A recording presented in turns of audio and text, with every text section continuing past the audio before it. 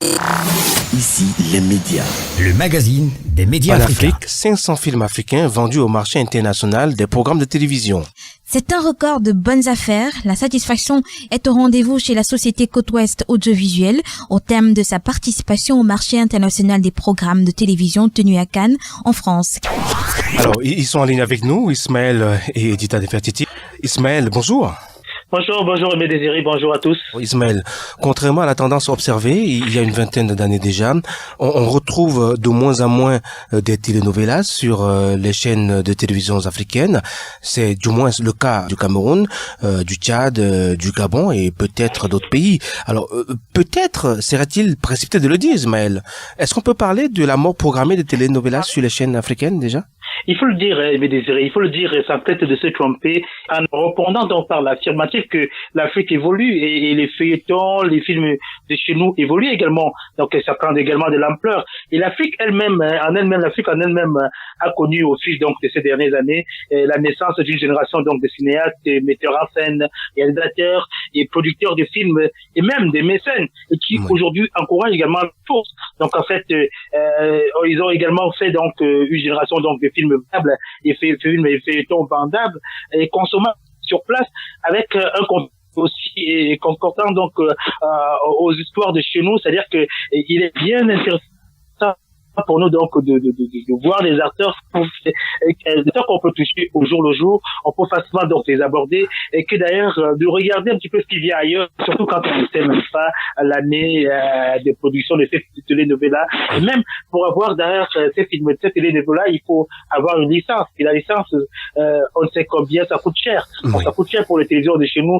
Alors, quand on sait également que le numérique aussi a à un moment donné favorisé un petit peu cela et que chez nous, il y a une génération de films qui naissent au jour le jour, qui voient le jour au jour le jour, et même en avant-première dans des salles de cinéma, les films de chez nous qu'on ne voyait même pas déjà il y a une vingtaine d'années. J'en veux pour preuve donc le Blanc et les de Thierry Tamak et même la pluie du Gondwana donc de Maman qui a été donc en grande première dans pas mal de salles de cinéma. Donc la preuve que l'Afrique en elle-même est en train d'évoluer, les choses évoluent, le cinéma africain évolue. D'ailleurs, on le retrouve également sur pas mal de plateformes. Edith parlait tout à l'heure de Tunis, elle parlait également de Cannes, Hollywood, Nollywood, et même pas mal de plateformes de cinéma où on retrouve également des cinéastes de chez nous qui, à un moment donné, essayent également de faire des efforts.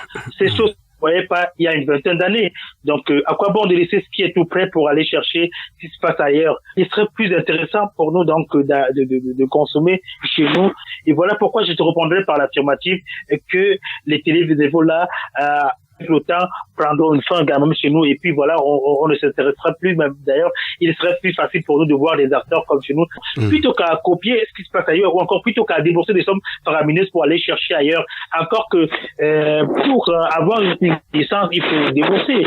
Et quand on sait également que pas mal de chaînes de chez nous vivent également la subvention des chaînes vivent également de la publicité, donc en fait on a quelque peu de difficultés pour pouvoir débourser des sommes faramineuses, pour concentrer également de ces sommes faramineuses uniquement pour le cinéma, alors qu'on peut s'en servir pour faire autre chose. Donc je pense qu'en réalité, ces télénovelas, à un moment donné, prendront fin et que les gens finiraient par ne pas s'y intéresser. Karim? Oui. Est-ce que vous ne pensez pas que si on voit de moins en moins les telenovelas sur nos chaînes africaines, c'est tout simplement parce que il y a d'autres chaînes de télévision qui sont consacrées à cette thématique-là et qui n'offrent que au quotidien des telenovelas? Pas forcément. Je pense qu'aujourd'hui, personne aime ce qui accroche un petit peu. Ces télénovelas, c'est généralement des répétitions des choses qu'on a vues peut-être au Gabon et qu'à un moment donné, ça se reproduit dans une chaîne au Cameroun. Personne n'a le droit de l'exclusivité là-dessus. Je pense également que c'est la naissance de cette génération de créateurs ou encore de cinéastes de chez nous, des réalisateurs, des personnes de chez nous qui essaient donc de produire des films avec des histoires de chez nous qui encouragent et en même temps les chaînes de télévision à s'intéresser au cinéma africain. L'Africain a bien l'intention donc de consommer des produits de chez nous. Donc je pense pas que c'est parce que toutes les chaînes ont pu avoir comme feuille de route la production donc de cette télénovelas. Surtout que pour avoir cette télénovelas, il faut une licence. Oui, il faut payer pour l'avoir.